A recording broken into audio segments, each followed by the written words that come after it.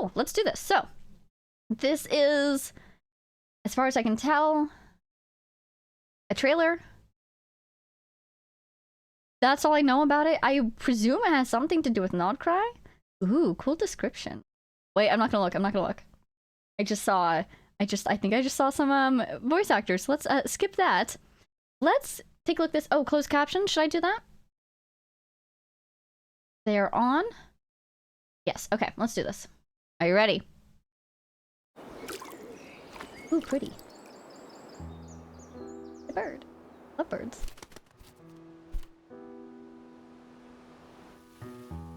Is this one of the hex ray? Ooh. Students? Presumably? This is gorgeous. This world has always been so. Is this B? Life abides no reason. Who is it? Sorry, we should just... Who's that? Born by their... Look at their... Sorry. Look at their hands! Look at the symbols! What? Is this the ruler of life? No reason. For none are born by their own consent. I'm gonna try to make it through this whole trailer without pausing. Abides no reason. That's... For it cannot be defied. So Even that's... by those who see it coming. Oh my god, what? Time abides no Oh reason. my god. For it deprives us These are the all shades. equally, yet brooks not a second to be reclaimed. This is an interesting song. Space abides no reason. No! Wait! That's... Oh my god, confirmed! Space abides no reason. That! The sustainer of heavenly principles? The shade of space? Oh my god. Is she being punished for talking about them? The ruler of space. What? The golden-haired twin travelers. Or maybe she's a visionary. Mercilessly Like Barbara. tore them apart. God, this is the opening cutscene! Oh my god. Oh, she's getting... Yeah, are they trying to kill her for talking about this? Oh my god. Yeah, they just killed her. Jeez, Louis, what? Hello? The beer... No. Oh, look at her This eyes! looks more like Rhine-daughter's doing. Please don't litter other people's spaces with your bizarre creations. Oh, what? The wings! They look like the ones in Inazuma! Surprisingly, all life here has been rendered unstable. What little Tainted by world the is... ruler of space. I have seen enough to know that repeating this experiment would be fruitless. Is this pre or post? This is post Rhine-daughter fusion. Oh my god.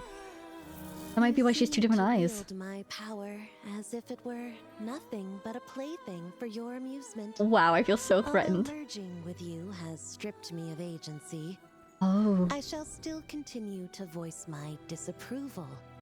Oh my god, so that's Rhine-daughter and that's... Nefarious? My dear Rhine-daughter, you have my respect, Nibirius.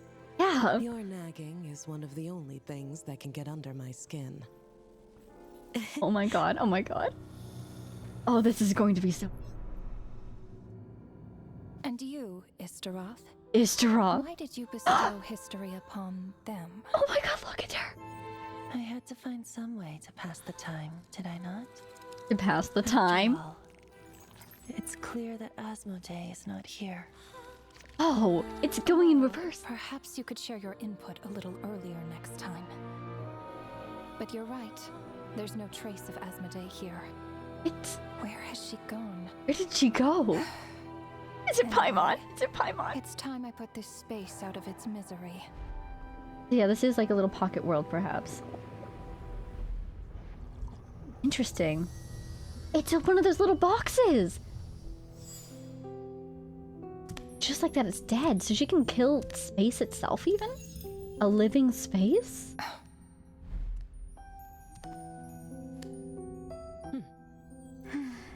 These meetings are just a formality. Does it really matter that only 3 of us are here? I, for one, think that we should find her.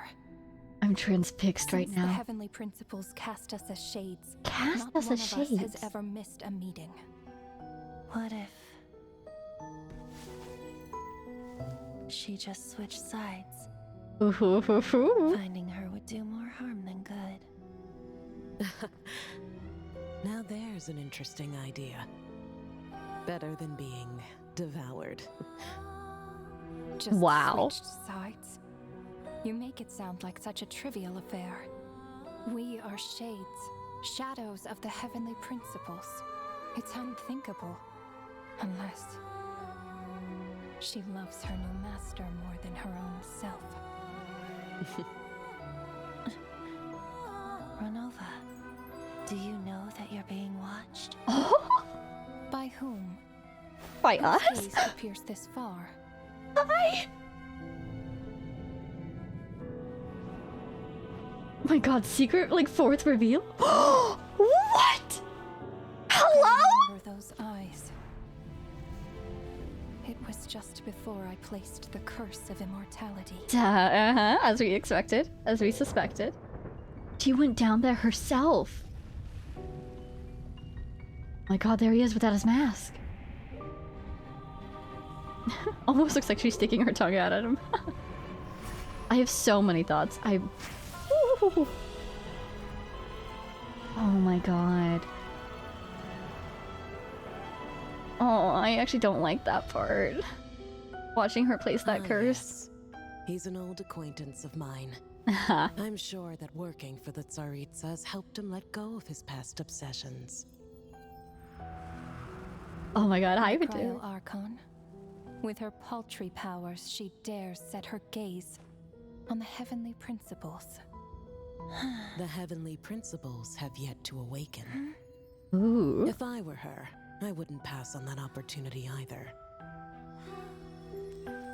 My Indeed. dear Rhine daughter, you know I cannot allow you to think that way. Oh. I wonder if they can hear her speaking when It she was speaks. purely hypothetical, Nibirius. For lack I'm of a sure it's direct not. order, I say it's time we intervened. Of course, to the extent permitted by the rules. Oh my god. What is happening in Nodcry? Oh, she's excited. All according to Keikaku. That's Nodcry! That's Nodcry! The This is not- gaze of the gods has always been considered a blessing. That's definitely Nodcry. I've seen that thing in the... Hence the origin and meaning of visions. People Oh, have this always music. yearned for the gaze of the gods. And yet, it is said that when mortals look directly upon the gods, That's they beautiful. invite their wrath and retribution. Is that a broken nail? And what of it? Lives will be lost. A nation brought to ruins. This is beautiful. So be it. It is nothing I have not endured Aw. before. I already know the price of gazing upon the gods. So tell me, what is the price of killing a god? The god stays silent. Oh, As good, if he's not saying this out loud. Never once crossed his mind. His mine. To all those who dare not look up to the heavens, Her Majesty the Tsaritsa says this. Behold, The god's limits. even the gods have their limits. Right? Oh my god. There's more! Hi, Patui. Inspection over. Return to your posts. Bye, Fatui. Make sure the Frostmoon Scions don't pose a threat. Per the Pale Star Edict, we are to retrieve the damselette from Nod Cry, whatever it takes. Oh. Oh my god. Okay, okay. Hi, Varka. Oh my god. Oh my god. I have so many thoughts.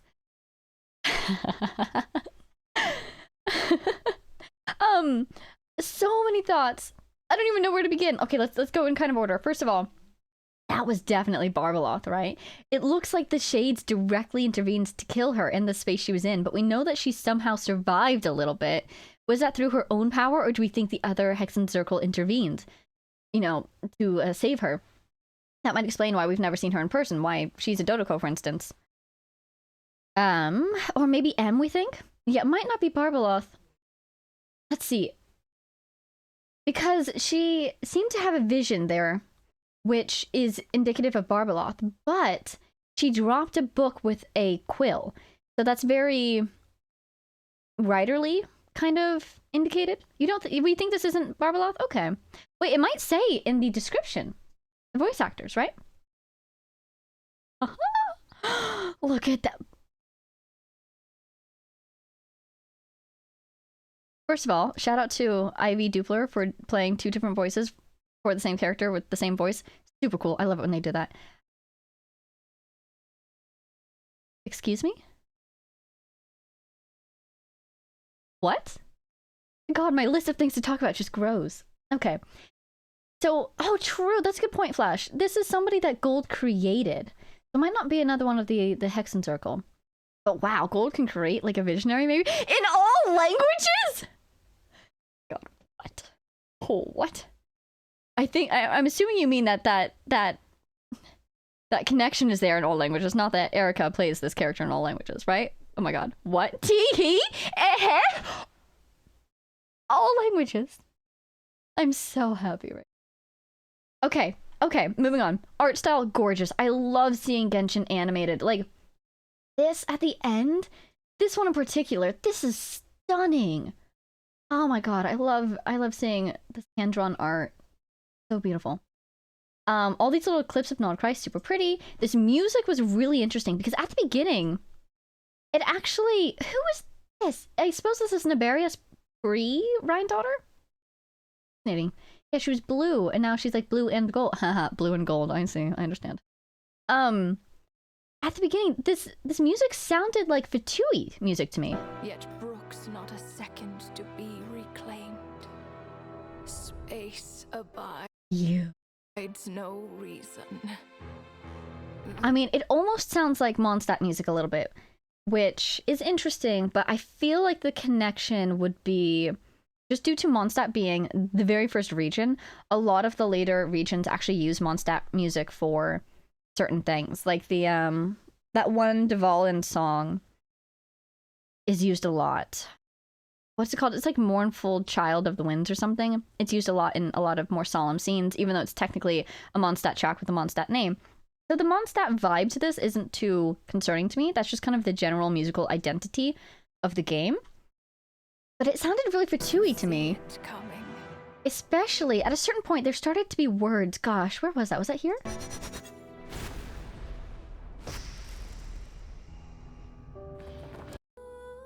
Oh, here.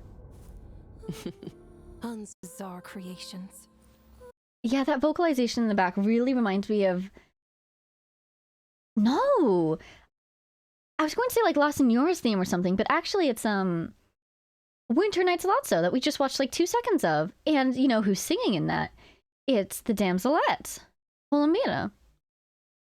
So anyways, that's my thoughts on the music. And then near the end, we were definitely getting Nodcry tracks, which was super cool. And yet... If that's what it's going to sound like, I'm going to be obsessed with it. Reminds me of the Chasm. Oh gosh, there's so much to talk about. Okay, what else? Okay, yeah, let's go in order. There's Renova. Obviously, we saw those eyes in Natland. Here's Istaroth. Third time? Oh my god, I can't believe we saw her! I like, this feels illegal. Like, we're allowed to see the shades now? Oh my god. Then you. So, yes, indeed. As mentioned way back when, this is not the Heavenly Principles. This is the sustainer of Heavenly Principles. The Heavenly Principles is probably, you know, not only the laws of this world, but the primordial one who set those laws. Oh, I just noticed that the subtitles are really cut off. Sorry about that. But let's see if I can fix that. Oh dear. There you go. But basically, so this is the Shade of face. Oh my god, I can't believe that was just confirmed. Like, this trailer, this is, oh my god. They just confirmed that in a random trailer? Asmodee, is that her name? That name mentioned somewhere.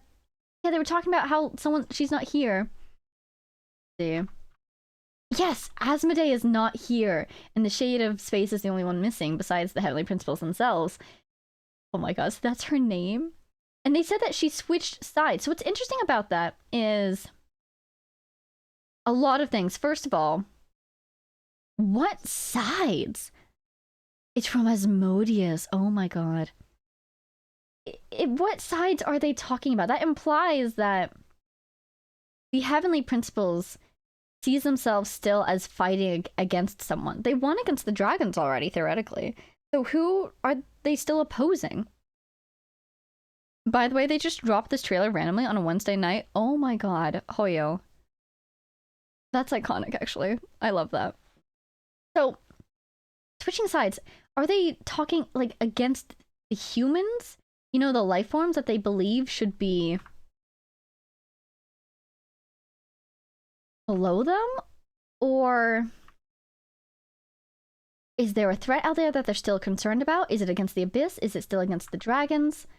These meetings are just a formality. I wonder if they have a little bit of a hive mind going on, or if because they all, kind of like angels, follow the orders of the Heavenly Principles always. They don't need to have these meetings because they know exactly what they need to do in order to work together to follow those orders. You know, it's sort of like, we all already know each other so well. We all already know how everyone will respond. I, for one, think that we should find her. So, the Shade of Space is missing. Oh my god, is it Paimon? What if she loves her new master more than her own self? But I mean, like, what exactly, how did that if it is Paimon, how did that happen? Did she somehow, maybe in our fight against her, we did enough damage that she fell to Tevat? I mean, yikes. Can we do that much damage to a Shade? It was the two of us at full power. But I don't know. I have thoughts on the Shades after this that I will get to. But basically, let's just say after that fight, she's for some reason became Paimon and lost all of her memories. Then she met us because we fished her out of the sea. Like, basically, she grew attached to us very quickly. But here's another idea, because remember what that one Melusine said about Paimon in Merusi Village, and how she has like a thread reaching up to the heavens, right? Do I remember that correctly? I have had a theory, like maybe Paimon is a smaller projection of a Shade. I think I talked about this at one point, right? Because if the Shades, I imagine that, like they were saying at the end, let us intervene to the extent that we are able to. I imagine that they're so powerful that their intervention in the world is limited. So maybe in order to intervene in the world, they have to create subsidiaries. So basically, with Ryandaughtr creating all of her creation, she can keep doing that now, and those can act on her behalf. And maybe Paimon is a creation of Asmodee. But then, I don't know if the other Shades have the ability to create things as easily as the Shade of Life does, you know? Then again, Venti. Fascinating. Zhongli is so sus. I don't know what happened in Lantern Rite, but I am waiting for the Zhongli lore to drop because nothing adds up with that man, and I love it. So, okay, so those are thoughts on Asmodee. I mean, if it's not us, that is the Traveler and Paimon, it could be... Maybe she's hanging out with the Abyss. Maybe she's hanging out with the dragons. Maybe she's working with the Fatui. Who knows? Not I. But it is curious to think, what are these two sides? Is it the Heavenly Principles versus the world? Is it the Heavenly Principles versus the humans, the dragons, the Abyss? So on and so forth. Now, what was interesting also was this... Yeah, switch sides. What exactly are the sides? What I'm really curious about is they said at one point... Okay, yeah, before we talk about this other thing, though. So it seems that Niberius is still loyal to the Heavenly Principles. It seems like Ryandaughtr is absolutely not. who's surprised. I honestly suspect that Istaroth might not be too loyal. Or maybe she's just more ambivalent. Just because of the things that she said. She has, I think, I'll have to rewatch this, but it felt like every single time someone asked her a question, she danced around the answer. She gave a vague answer. So, I feel like she's hiding something. That something might not be, oh, I'm loyal to humanity, though we have seen her helping humanity in the past. It might just be she couldn't care less about the heavenly principles, or maybe that she actively thinks that they've made bad decisions in the past. That's really curious, and I'm fascinated to see what will happen there. Maybe she was just focused on something else. Maybe she was just watching time go by, quite literally. So that's that thought. And then the other thing was, I've got to find it, but fascinating that Ronova can collapse spaces, put it out of its misery. She's implying that she killed this space, so these spaces kind of live, and she can crush them. So that does kind of raise the question again of how much overlap do the shades have in each other's realm of power, you know? This part was interesting. Since the heavenly principles cast us as shades, we know that these guys were created by the heavenly principles as shadows of the heavenly principles, primordial one that is. They literally were talking about that in this trailer. I almost wonder that with this phrasing, cast us as shades, do you suppose that, I mean, I would assume almost, that these concepts existed before the heavenly principles. Life existed, death existed, time existed, space existed. The heavenly principles just did something to turn those elements of the universe into shades of themselves. So I wonder, I mean, Renova, for instance, seems to be steadfastly loyal to the primordial one. But I wonder if these beings existed in other forms before they became shades, and if they have any opinions about the fact that they were turned into shades after that. Just this phrasing right here, cast us as shades. It's like, First of all, super cool phrasing. But it feels like these things must have existed beforehand. And I could see them being altered or overwritten, perhaps, to become shades of this primordial one. How on earth did the primordial one do that? That is a tremendous amount of power. Was it through some sort of, like, inherent rule of the universe? Was it through authority? Was it through just the primordial one being that powerful? Yeah. Oh, there's an idea. Maybe the primordial one made the shades and then gave them the authority of the concepts. That's a great, yeah, that's a good alternate idea. Always like to find all the alternate options. But yeah, just because we know that before before the primordial one appeared, the dragons ruled. The dragons lived and died. So there must have been life, there must have been death, there must have been space, so on and so forth. There must have been time. But were those concepts sentient? I'm thinking again actually about Venti, because that connection that we knew about already between Venti and Istaroth was the Thousand Winds, right? Venti was a wind, and he gained sentience, kind of? How many was the wind sentient already? How many other elements of the universe are already sentient? They just don't have like a powerful form that we can notice, you know? I wonder if light is sentient. That sort of thing. Anyhow, that's that thought. God, there's so much more. This guy, hi, staring them down. God, would love to know his story in more detail. We know that he was, what was he? He was part of the Conrian court. Yes, was he a high mage? Am I remembering that correctly? Right, Pipe Dream. I was thinking about fire and phlogiston. Concepts can be sentient in the Archon sense. Exactly. So basically, as you get into a more specific concept and you get like a smaller domain of power, you become a god as opposed to a shade. I don't know. Ooh, Reika, cool thought. It's interesting how these concepts do not abide to reason, and the circuit of logos is reason. Ooh. I wonder if the artifacts are telling us right to our face that these shades are going to be replaced by different concepts by the end of this story. That would be cool. But yeah, so he's a royal mage. He is Is he the director of the Fatui? Yeah, Harbinger Zero, as you say. And I mean, he definitely has it out for the shades. I can absolutely see why he's working with the Tsaritsa. Somebody said that, and Rhine said that he's let go of some of his previous obsessions.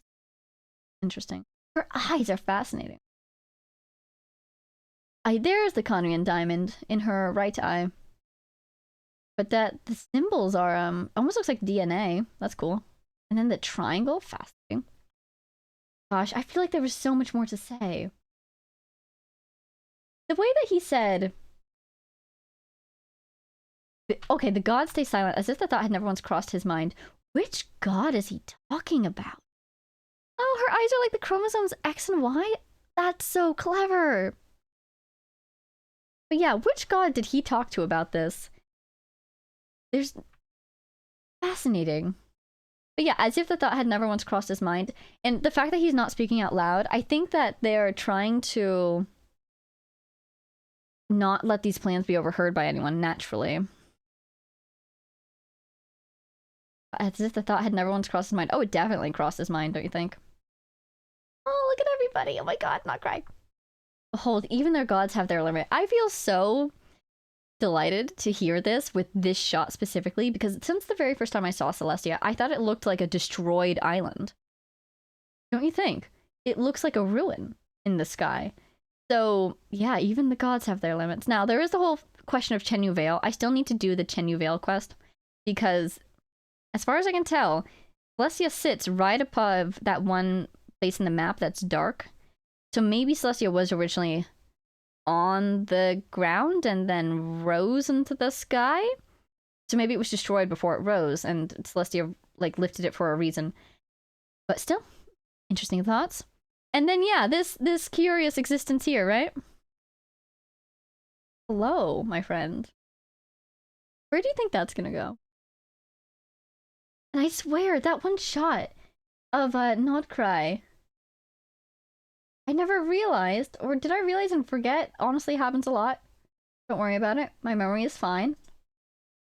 Where is it? Mortals look directly upon the gods. Yeah, doesn't that look like a broken nail? Right? Fascinating. Alright, so I think that's all my thoughts that I can think of. At least for now. I feel like I had more, but I kind of forgot what they were. The designs. Okay, the designs are just fantastic. This is the coolest thing I've ever seen. I love a thing that floats behind a person. I don't know why, but it's so satisfying. Thing that floats behind a person is top tier. So Ishtaroth also gets major points. Look at that. That's so freaking cool. I really feel like you could dig into these outfits and learn a lot from the symbols and the imagery. I wonder, do you think, does Rhine-Daughter's head thing change every time Naberius pops up? It does. Here's Rhine-Daughter. Yep. My dear Rhine. And then as soon as Naberius pops up, it turns blue. Daughter, Yeah, I wonder... You know, I cannot allow you to think that way. The others are looking at her, so I wonder if they can just tell that she's speaking because her little thing turned blue, or if they can actually hear her. Flowers?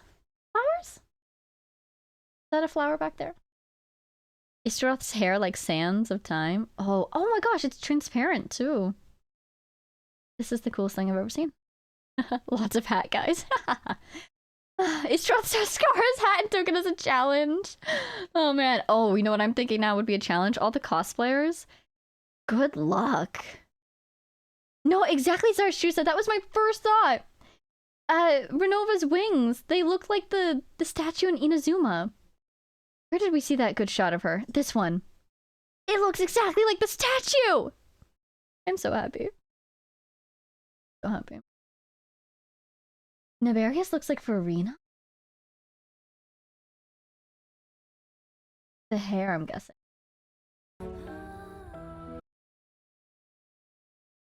She kind of does. Something to look into further. Yeah, I would love to do a deep dive on these outfits. This is incredible. This is incredible. Side eyes A. Honestly, I'm side eyeing the Shogun. She's the one who had the statue built, right? How did she know? Like who designed that? It also looks like the battle pass symbol. It does, right? The battle pass symbol. Oh my god. Okay. Okay. Wow, let's head on back over here. Eternity is closest to the heavenly principle. Yeah. I miss this feeling. Every early Archon is getting so sus, right? I love it. This is fantastic. Oh my god, the statue is known as the statue of the omnipresent god. True, right? I would not call A omnipresent. I remember when I first arrived in Inazuma, not when I first arrived, I think it took me a little while, I did start to question, you know, this statue does not look like... The statue did not look like A to me, and particularly the necklace that she wore doesn't look like one of A's symbols. And so I was thinking, you know, is this a different god? What could cause a god to be grateful, so grateful to another god that they would build a statue? Or feel so indebted to another god that they would build a statue? And then we learned in A's second story quest that Ishtaroth was involved with the happenings in Inazuma, but I don't think A knew that until the very end. And really, I don't think she was involved with the statue at all. So, anyhow, any thought on the very, very end of that trailer? Let me go back, let me see what it was. Oh, thank you, Brozius! Yeah, that's what I wanted to talk about. So, I will mention this again when I do get to Nodcry, because as mentioned, when I enter a new region, I like to establish what I know before going in, just to, like, you know, preclude spoilers and everything. And also get us all on the same page, for that matter. But basically, I recall from the web event? Or talking to Child? What? That all the Harbingers were being summoned back to Nodcry, right? I remember doing that web event and thinking, oh my god, everyone's in Nodcry. And, there's that little tidbit. But then, so, retrieve the damselette by any means or something like that. It kind of sounds like she's gone rogue. So, that's interesting. We don't know anything about her? Because, okay, so I saw her in the trailer for Winter Night's Lazzo. And that's it. Other Harbingers, like I've heard NPCs talk about them, they've popped up in quests and whatnot. But I haven't run into any NPCs talking about Columbina, I don't think. So I don't know any of her motivation. We know that she sings. She was singing in the funeral. So yeah, she's a big mystery to me, which is delightful, which means we don't know why she's in Nodcry. So, could be that she's gone rogue, could be that she actually needs to be saved. She needs to be rescued.